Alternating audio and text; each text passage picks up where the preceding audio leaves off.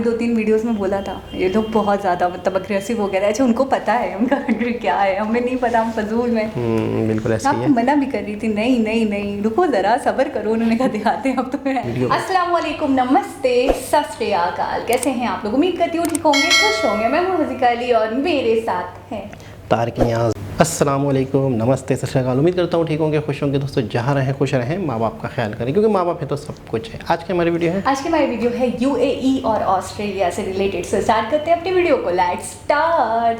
तो वीडियो का टाइटल है 27 country ready to give big boost to India to Indian trade after UAE Australia now.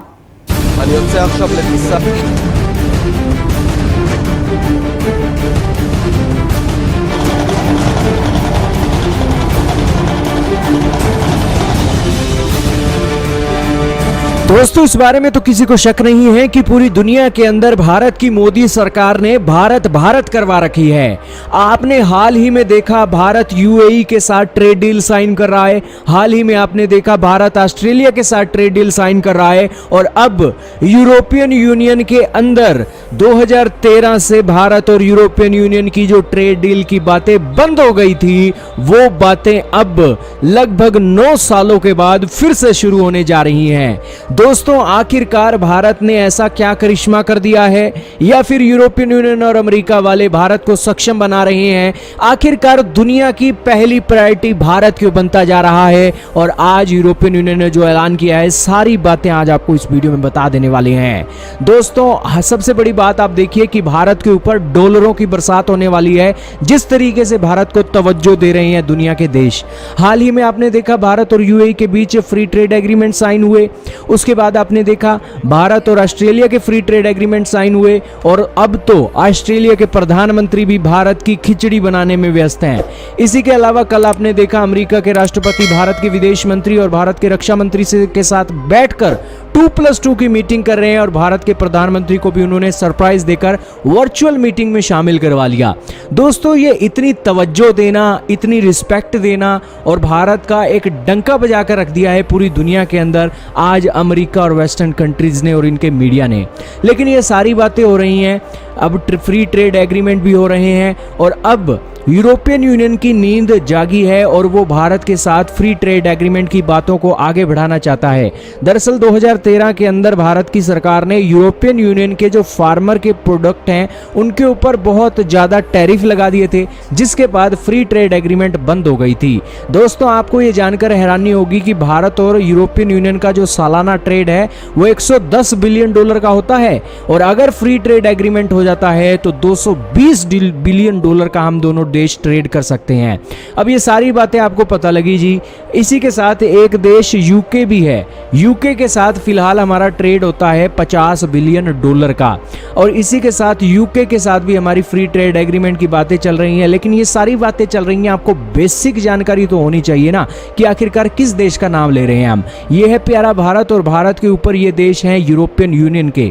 ये दोस्तों जितनी भी कंट्रीज आप देख रहे हो ये यूरोपियन यूनियन का हिस्सा है। और इसी के अंदर ये एक देश है यूके जो यूरोपियन यूनियन से अलग हो गया था। और इसी देश ने भारत के साथ 50 बिलियन डॉलर का ट्रेड मौके पर कर रहा है और ये भी इंटरेस्टेड है भारत के साथ फ्री ट्रेड एग्रीमेंट करने के लिए। और ये यूरोप के जितने भी देश आप देख रहे हो ना, ये सारे के सारे देश 27 देश माने जाते हैं और ये अब भारत के साथ फ्री ट्रेड एग्रीमेंट साइन करना चाहते हैं। और 220 बिलियन डॉलर का टोटल ट्रेड होगा भारत और इन देशों के बीच में। इसी के अलावा ऑस्ट्रेलिया ने हमारे साथ फ्री ट्रेड एग्रीमेंट साइन किए, ये ऑस्ट्रेलिया है। इसी के साथ UAE ने भी हमारे साथ फ्री ट्रेड एग्रीमेंट साइन किए, ये भी एक आपने देखा सारी बातों को। और ये जो कनाडा वाले हैं, कनाडा वाले भी भारत के साथ फ्री ट्रेड एग्रीमेंट को लेकर बातें कर रहे हैं। और यूके वाले भी हैं। और इजराइल वाले, ये जो देखिए इजराइल यहाँ पर है, ये भी फ्री ट्रेड एग्रीमेंट को लेकर बातें कर रहा है। और गल्फ कोऑपरेशन काउंसिल भी भारत के साथ फ्री ट्रेड एग्रीमेंट को लेकर बातें कर रही है। ये दोस्तों जितने भी देश हैं फ्री ट्रेड एग्रीमेंट करेंगे तो इसका यही सीधा फायदा होता है कि दोनों देशों के बीच ट्रेड बढ़ जाता है और भारत का जो import export merchant merchandise import export अभी $1 ट्रिलियन के ऊपर है। ये अगर फ्री ट्रेड एग्रीमेंट आने वाले समय में साइन हो जाते हैं तो कोई एक आपको ऐसा हैरानी नहीं होनी चाहिए कि आने वाले समय में भारत का ट्रेड $1.5 ट्रिलियन को भी क्रॉस कर जाए। तो ये भारत के लिए बहुत अच्छी बात है, भारत की डेवलपमेंट के लिए अच्छी बात है और भारत की मोदी सरकार की सबसे बड़ी जीत है कि 9 सालों के बाद यूरोपियन यूनियन को होश आया है और वो अब फ्री ट्रेड एग्रीमेंट को लेकर मन बना रहा है, क्योंकि चीन के साथ आज वो रिश्ते अच्छे नहीं कर सकते हैं। रिश्ते अच्छे करने हैं तो भारत के साथ ही करने हैं और भारत की जो आज एक मूवमेंट है दुनिया को हेल्प करने की, वो आज इनके दिल में बस गई है। यही कारण है कि छोटे मोटे मतभेद को अब साइड में रखकर भारत के साथ फ्री ट्रेड एग्रीमेंट साइन किए जा रहे हैं और भारत को सक्षम बनाया जा रहा है और भारत की पॉपुलैरिटी को 4 चांद लग रहे हैं। क्या कहना चाहो? जी जनाब। अच्छा, पूरी दुनिया के साथ, अच्छा ये जो यूरोपीय कंट्रीज़ हैं यहाँ पर बहुत ही ज़्यादा चीज़ें एक्सपोर्ट होती हैं, यहाँ से जाती बहुत हैं, चाइना से, पाकिस्तान से, इंडिया से। पाकिस्तान के अब हालात, यूरोपियन कंट्रीज से जाती हैं, यूरोपीय कंट्रीज जाती हैं। अच्छा, यहाँ से एशिया से जाती बहुत हैं, आती भी हैं, कुछ आती भी हैं, ऐसा लेकिन नहीं ज़्यादा एक्सपोर्ट होती है। हाँ, तो पाकिस्तान को तो ख़ास तौर पे इन कंट्रीज़ में अच्छा खासा एक इनकम था, हिसाब किताब था।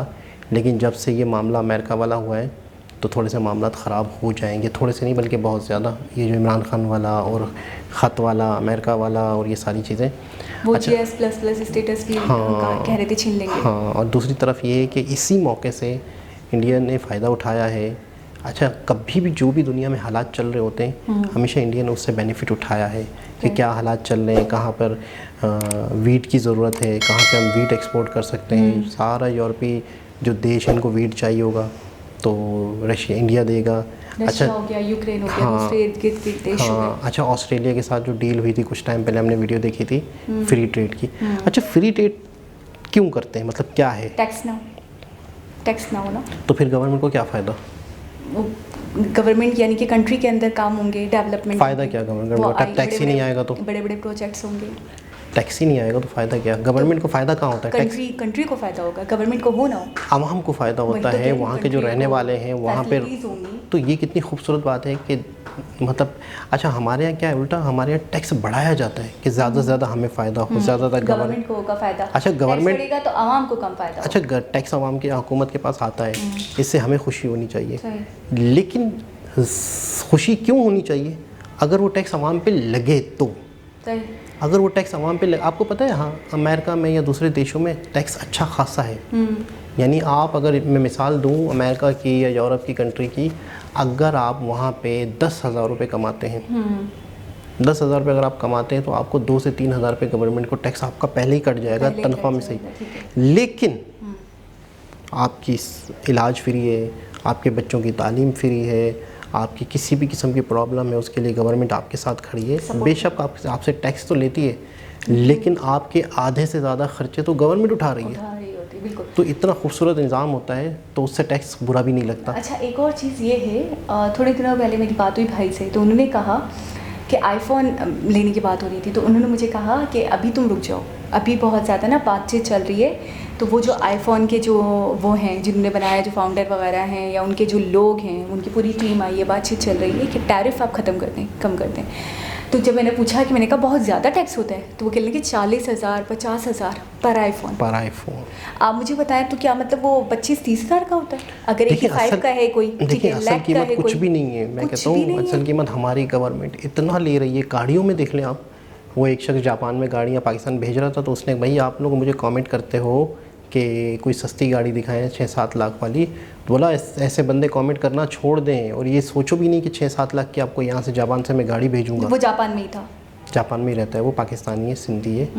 तो उसने कहा, तो कहने का मतलब ये है कि वो बंदा कह रहा था कि अगर आप 6-7 लाख वाली आपसे मुझसे गाड़ी मांग रहे हैं जापान से, मैं आपके पास भेजूँ पुरानी गाड़ी? नहीं भी नहीं, जो वहाँ पे एक्सपायर हो, जो कबाड़ में पड़े, स्क्रैप हो जाता है उनका। तो वो कह रहा था कि 6 से 7 लाख पाकिस्तान तक आने का खर्चा है। मैं यही सोच रही थी, मैं 2 मिनट, आप यकीन कर मैं शॉक्ड हो गई हूँ सुनकर। मैंने कहा कि मोबाइल की रियल ओरिजिनल यहाँ पे आईफोन किसी के पास मतलब किसी के पास शाज़ो नादिर दिख भी जाए ना आईफोन तो वो भाई बहुत टाइट पार्टी है, बहुत अमीर पार्टी होगा, ऐसे तो इसके पास आईफोन नहीं हो सकता। या किसी लड़की के पास भी हो तो बहुत बैकग्राउंड नोबल फैमिली होगी, बहुत अमीर फैमिली से होगी।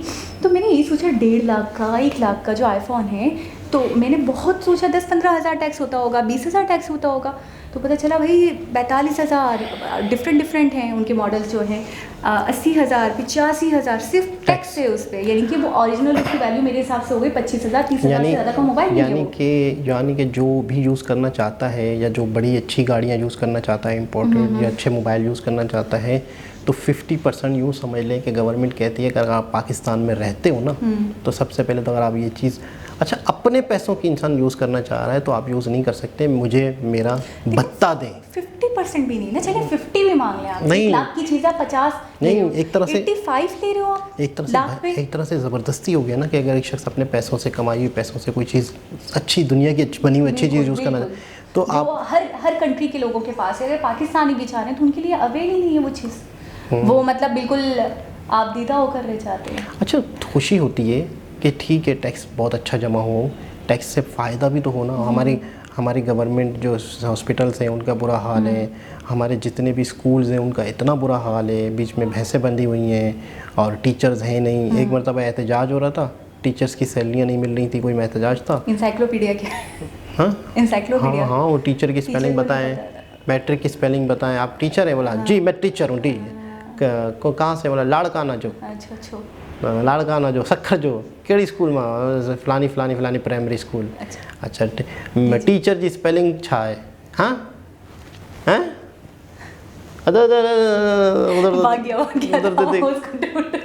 बोला टीचर की स्पेलिंग क्या है? कॉल करके पूछ लेते हैं यार, मैट्रिक की स्पेलिंग क्या है, इसकी स्पेलिंग क्या है, वो बता ही नहीं रहे। नहीं ना, तो आपका जो टैक्स का पैसा है आवाम तक सही तरीके से नहीं पहुंचेगा तो आवाम को तो बुरा लगेगा ना। अच्छा एक बात और जिसके ऊपर हम अपनी तवज्जो मबजूल करवानी चाहिए हमें, लेकिन हम करवा नहीं रहे।